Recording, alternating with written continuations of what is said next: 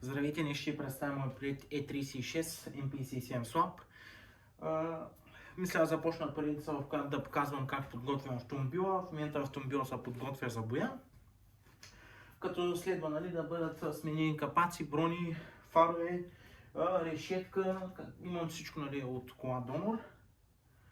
Всичко ще бъде подменено, колата ще се китоса, ще се ошкури, праговете са сменени, трябва те също да бъдат китосани, да се ошкурят, да се подготвят за боя. След като приключим с всички тези процеси, колата ще бъде закарана при бояджия, където ще бъде пребоядисана цялостно. Оттам нататък следват апгрейдите по мотора, които ще бъдат съответно турбини, дюзи, помпи, интеркулер, като цяло обичайните работи за дизел бегачките.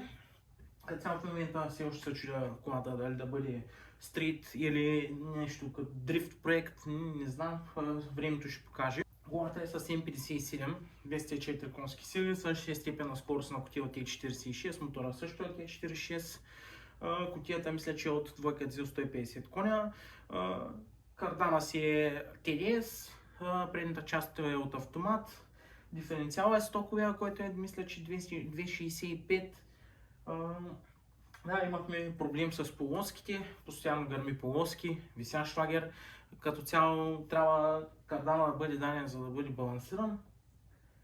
И така, нормално работи, просто колата тези неща не са предвидени за този мотор и за този торк, който има този мотор. Трябва да се измие мотора, да бъдат подменени всички гарнитури. Вътре разполагаме с синьо рекаро с подгрев. Подгрева не е вързан, съответно самия автомобил няма като екстра подгрев от завода.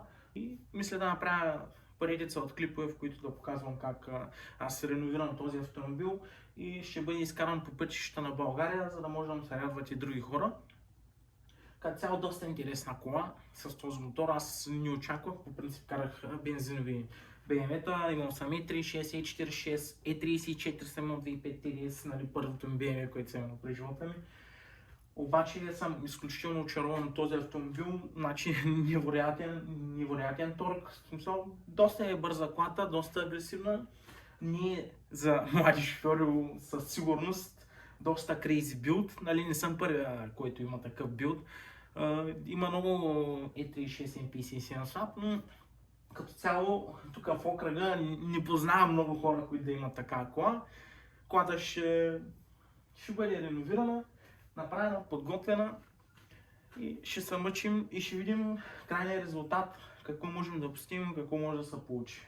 В момента сме в колата е запалена, не беше палена доста време, реших да е запалена малко да поработи двигател, също така да заради акумулатора. Слага с спорт компютър, която работи доста добре.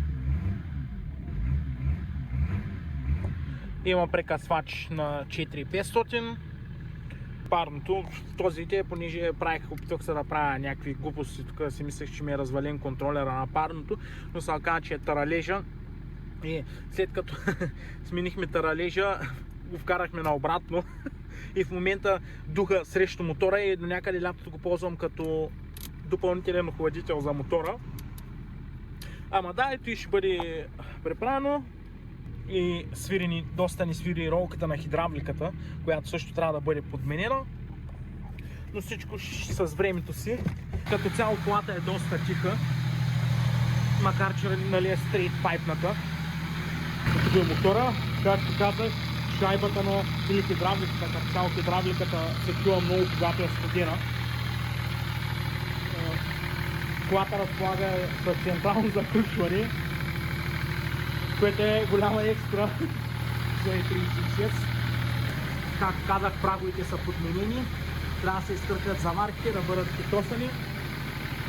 Ръждопреобразовател и колата отива за боя. Другото, което е, колата се кара на заварка, изключително е агресивна с заварката. Цяло е крейзи да се кара този автомобил на заварка, доста е опасен. Като цяло имам ситуации, в които съм тръгвал да изпреварвам коли на трета и на четвърта скорост и по някой път колата тръгва и става доста опасно, ако си неопитен шофьор. Може да имаш проблеми, понеже са паникьосаш, може да направиш голяма бела с този автомобил. Благодаря, че гледахте този клип.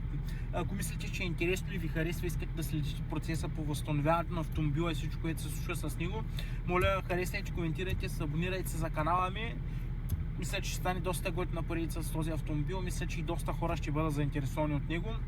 Така ще се видим в следващия клип. Чао!